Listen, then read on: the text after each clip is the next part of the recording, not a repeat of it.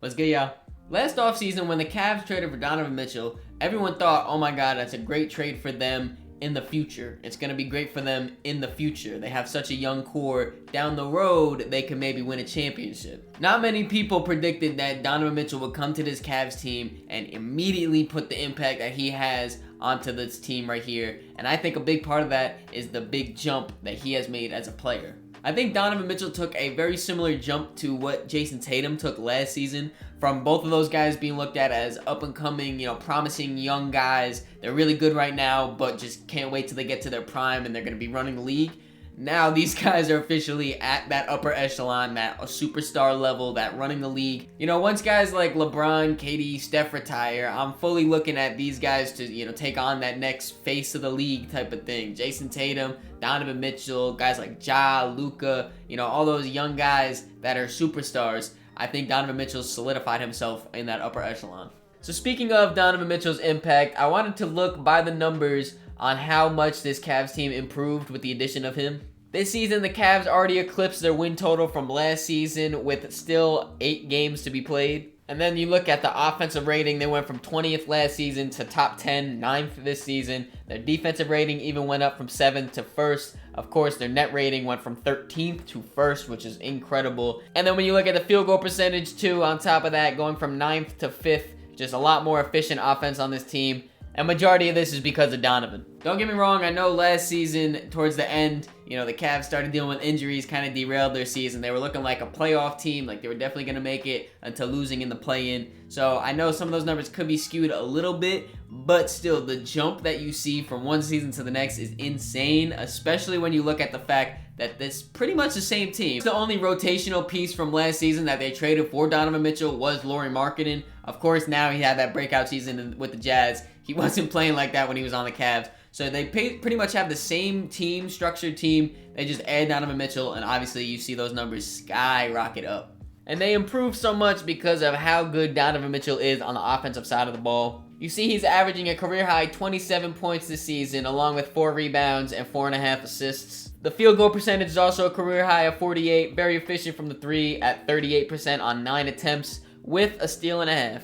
Donovan was a first-time All-Star starter this season with the Cavs, and I'm pretty sure he's a lock to make All-NBA team as well for the first time in his career. So it's a pretty good first season right now for Donovan. Despite taking less shots per game compared to his last 2 seasons in Utah, which were some of his best seasons so far, he is averaging a career-high points per game. He's really just settling in really well with this Cavs team. He's got some more help on the offensive side of the ball compared to when he was out there in Utah. I think that's definitely benefiting him a lot. We'll talk a little bit more about that towards the end of this video. But overall, he's just shooting the ball the best he has in his entire career so far. Donovan is almost across the board averaging career highs in every different type of efficiency. Career highs in field goal percentage, 2-point percentage, free throw, true shooting, effective field goal. He's doing it all. And in the 3-point percentage and the finishing percentage where he isn't shooting a career high, he's a second in his career. Last season, his finishing percentage was 70.8, so he's just barely not a career high in that. And even though he isn't shooting the 3 ball at a career best, last season he shot 35%, so it's still a very good increase.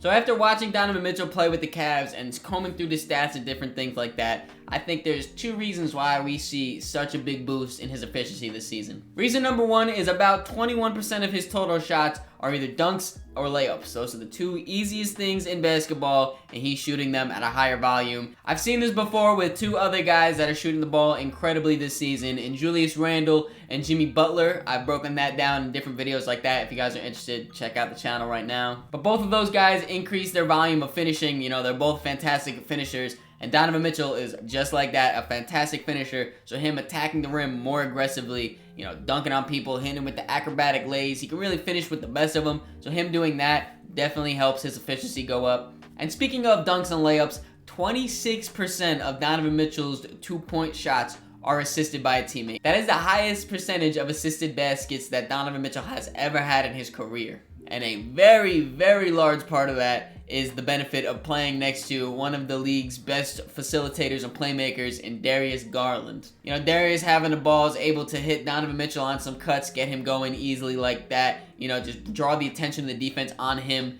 and so Donovan Mitchell doesn't have so much focused on him, and it's definitely benefiting Donovan. Not only is it benefiting Donovan, but it's also benefiting Darius. As you see here, we have both of these guys' usage rates along with their assist percentage and turnover percentage.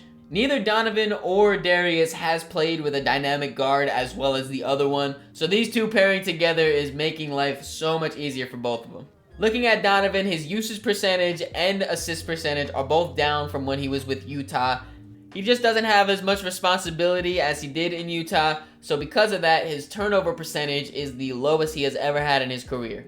And then when you look at Darius, it's very similar. His usage percentage and assist percentage are both down tremendously from last year, and he is also averaging a career low turnover percentage. It definitely is not a coincidence that you pair these two dynamic guards together so they don't have to do as much, and they are both having career years efficiency-wise. We just saw before Donovan's averaging career high in points while also career high in field goal percentage. Darius is the same way, career highs in field goal percentage, 3-point percentage. He's just overall, both of these guys playing together make it so much easier for them and allows them to be a lot more efficient.